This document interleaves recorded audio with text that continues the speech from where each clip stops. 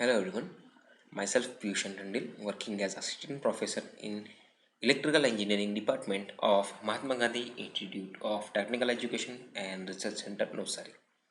And the name of subject is Microprocessor and Microcontrollers, which comes in third year, 6th semester. Right now we are discussing the chapter number 2, that is 8085 Microprocessor and Architecture. This is the module number 2.3. So in this module we are going to talk about the 8085 pin functions. So what are different pin functions that we are going to see in this video lecture. So starting with the 8085 pin functions, here as we can see over here, in pin we have total number of 40 pins, 1 to 20 on this side and 21 to 40 on this side. So each pin have different type of functions to perform. Okay, so let's see the pin number 1 and 2, that is for the crystal input. So over here this is given as a crystal input, that is x1 and x2. Now pin number 3, that is our reset pin. Now pin number 4 and 5, that is our SOD and SID pins, that are called as a serial input output pin, that we already studied in the architecture of 8085, right? Next, here are some interrupts that are trapped. Then after RST 7.5, 6.5, 5.5, INTR and INTA. These are the pin number 6 to 11s. Next, pin number 12 to pin number 19 are our address data bus. That are called as AD0 to AD7. And pin number 20, that is our VSS pin, that is for the power supply. Now next over here, pin number 21 to pin number 28, that are our A8 to A15, that are address bus. Okay, that are our address bus, and remaining that is S0. Then after WR, RD, VPP, S1, IOM, that is input output memory. Then after ready, reset in, clock out, HLDA, hold and VCC. These are our timing and control signal. Over here VCC is for the power supply signal and remaining are our timing and control signals. Okay, so let's study this all in details. We can also illustrate our 40 pin microprocessor like this also. This is 8085A pin, and over here the pin configuration are given as shown in the figure. Now total there are 7 configurations, that are 7 functions of our microprocessor, that are power supply and frequency signal. Second one, that is data bus and address bus. Okay. Third one, that is control bus. Fourth one, that is interrupts, that are different types of interrupt. Fifth one, that is serial input and output signal. Sixth one, that is DMA signals, and last one, that is reset signals. Okay, so let's study all these different types of signals in details, or we can say different type of pin functions in details. So starting with the first one, that is power supply and frequency signal. Okay, now first one we can see as VCC. It required a single 5 volt plus 5 volt power supply. Okay, over here written is plus 5 volts power supply, so our microprocessor is going to be work on plus 5 volt. Okay, and that plus 5 volt we are going to give it to the VCC pin. Now next, that is VSS, that is ground or reference pin. So our ground of that plus 5 volt is directly connected to the pin of VSS, that is pin number 20, and VCC, that is the pin number 40. Okay, so we are going to connect our plus 5 volt at the pin number 40 and the ground pin to the pin number 20, that is our VSS. Okay, now x1 and x2, that is the input. Okay, that is crystal input, that is pin number 1 and 2, as we earlier seen. A tuned circuit like LC, RC or crystal is connected at SAT 2 pins. Okay, the internal clock generator divides oscillator frequency by 2 because we are connecting 2 pins. Therefore, to operate a system at 3 megahertz, the crystal of the tuned circuit must have the frequency of its double, that is 6 mega ohm. Okay, now next one, that is the clock out. Okay, this signal is used as a system clock for other device. It means it is going to work as a clock, or we can say it is going to count the timer for the other devices. Okay, so its frequency is half the oscillator frequency. because we have x1 and x2, that is our two input. So same condition is going to be applied for the clock output also.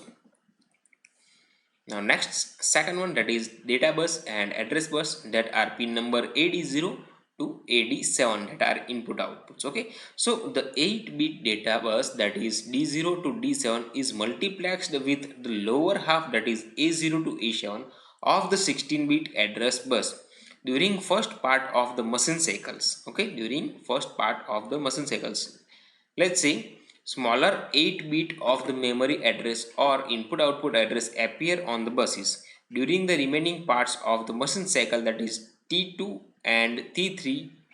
These lines are used as a bidirectional data bus. So the data bus, that is AD0 to AD7, are working as a bidirectional data buses.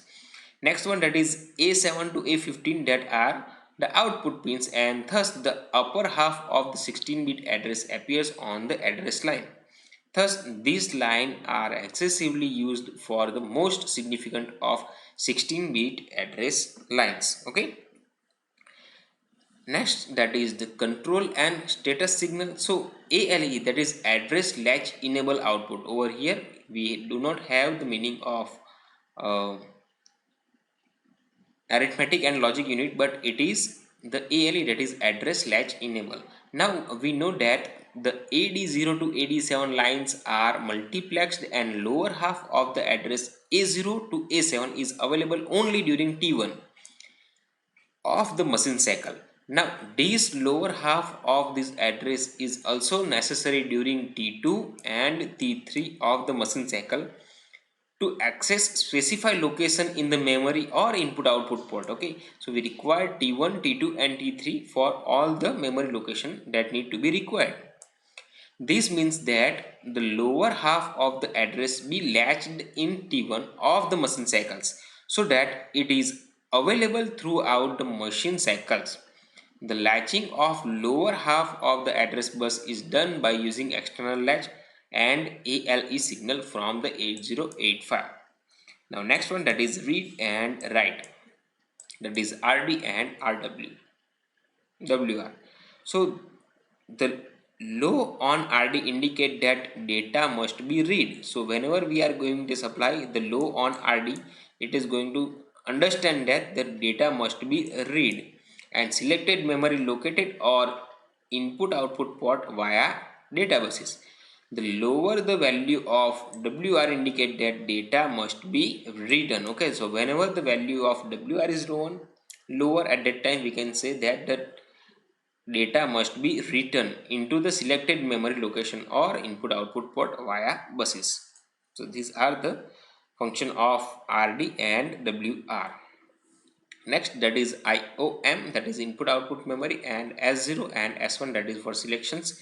So IOM indicate whether an input output operations or memory operations it is carried out or not. Okay, so we need to select S1 and S0 indicate the types of machine cycle in process. So whichever the machine cycle we are going to select, that is going to depend on the value of S1 and S0.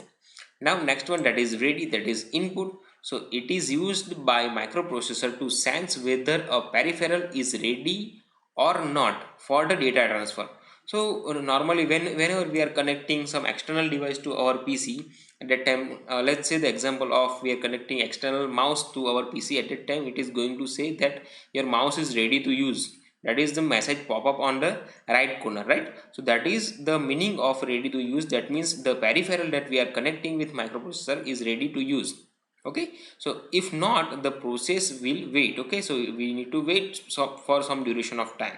It is used to synchronize slower peripheral to the microprocessor. Okay, so this is called as a ready and it's one types of input. Now next one, that is the interrupts. So the hardware interrupts, that is input. The 8085 have the 5 hardware interrupts input signals that we already studied, right? That is RST 5.5, RST 6.5, RST 7.5 and trapped and INTR. These are the several input interrupts. Okay, Now the microprocessor recognize interrupts request on these lines at the end of the current instruction execution. So at the end of the line, the current execution is going to be executed. At that time, it is going to feel that interruption. So this is called as a hardware interruption input, and we have INTA, that is the one interruption, that is the output interruption. Okay, so total we have 5 interruptions, that are the input interruptions, and one that is the output, that is INTA. So interruption acknowledge signal is used to indicate that the process has acknowledged an INTR interrupt. So whenever we are going to interrupt, this is the INTR interrupt. So at that time, the output of that interrupt is going to be indicated with the help of INTA, that is interrupt acknowledged. Next one, that is fifth, that is serial input output signals. So serial input output signal have two types, that is SID, that is serial input output data, that is these input signals are used to accept serial data bit from the external device. So SID, that is going to accept the input data. So over here, as we can mention, I indicates it is going to be take some amount of input, right? And over here we have SOD, so output, so serial output data. Over here serial input data, and over here we have serial output data. So the meaning of it, this is an output signal which enable the transmission of the serial data bit by bit to external device. So we are going to give the output bit by bit to any external devices. Okay, so these are the serial input output signals.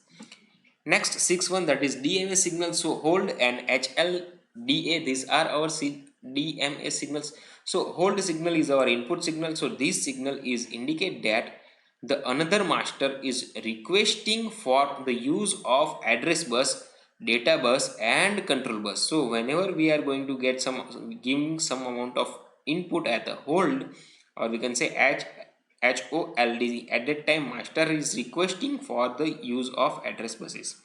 Now HLDA, that is the output, thus the activating the high signal is used to acknowledge hold request. So whenever we have some kind of activation of the master signal requested, at that time we can get our HLDA as a output acknowledge request. Okay, and the next one, that is the reset signal. So reset in a low on this pin. So whenever we are giving to low on this pin, so reset pin, at that time the sets the program counter to 0. So it is going to start from 000 as it. So it is start from its beginning and clear the INTE flag.